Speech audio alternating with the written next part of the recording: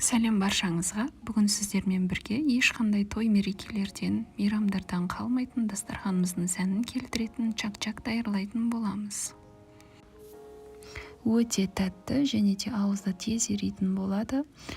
Менің видеома лайк басып, каналыма подписка жасап, комментарий қалдыруды ұмытпаңыздар. Ол үшін бізге 2 дана жұмыртқа. Менде жұмыртқа өте үлкен, сондықтан 2 қостым, ал егер кішкентай болса 3 қосасыздар.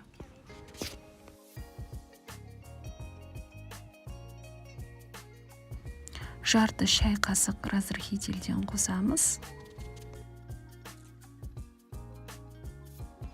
Және өз қалауым бойынша 1 шай қасық шекер қостым.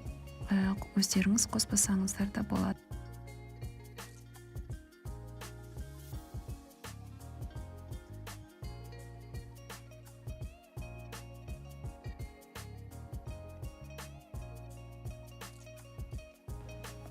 Ұнымызды електен өткізіп, қамырымызды елейтін боламыз.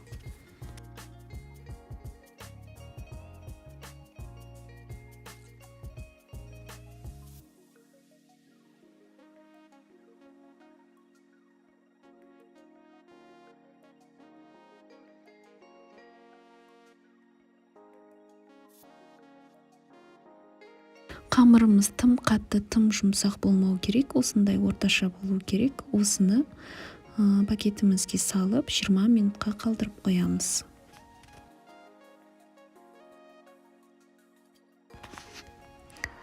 Минут өткеннен соң қамырымызды алып, қатты жұқа қылмай, орташа етіп жайып шығамыз.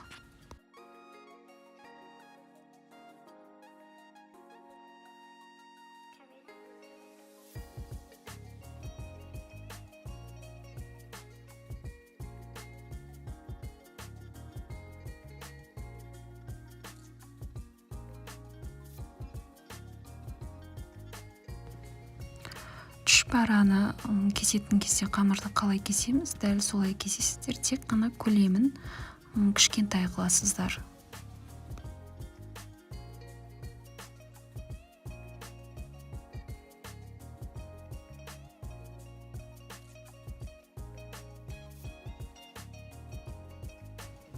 Майымызды қатты қыздырып, одан соң орташа қылып, барлығын осылай қорып аласыздар. Қатты қып-қызыл болмау керек. Егер қатты қып-қызыл болып кетсе, онда жұмсақ болмай қалады, яғни қатты болып қалады чак-чактарымыз. Сол үшін сарғайғаннан кейін ала берсеңіздер болады.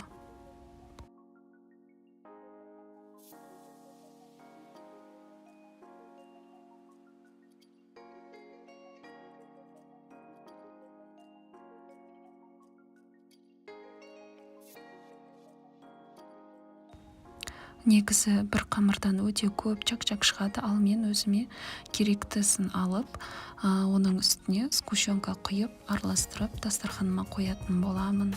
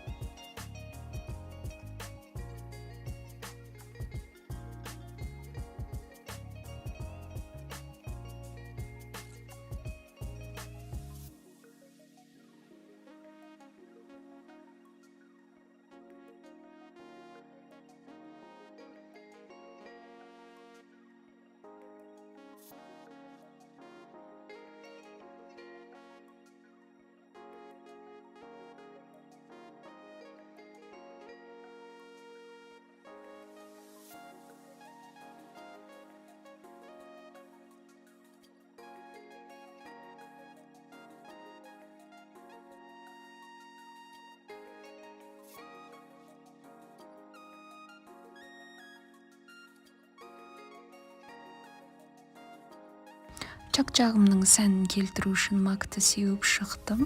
Видеоны соңына дейін қарағаныңыз үшін рахмет. Менің каналыма подписка жасап, лайк басып, комментарий қалдыруды ұмытпаңыз.